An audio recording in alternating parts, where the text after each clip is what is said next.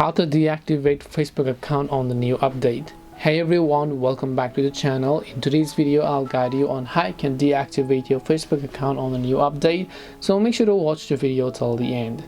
Now Facebook for some reason likes to change the interface on every update, and on every update it gets really hard to find out the options that you were used to it earlier.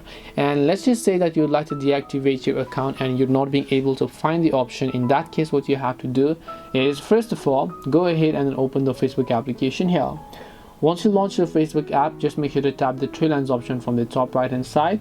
Once you tap the three lines option from the top right, just go to this option known as settings, which is also the gear icon here.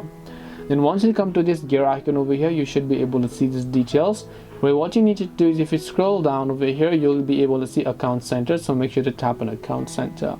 Then after that, just go to personal details option here, and when you go to personal details, go to account ownership and control. And when you go to account ownership and control here, you'll find deactivation or deletion. Select that, make sure to select your Facebook account and just select deactivate account here.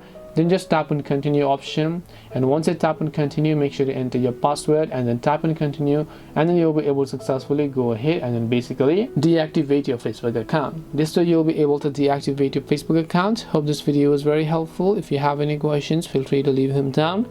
Thank you for watching and see you in the next video.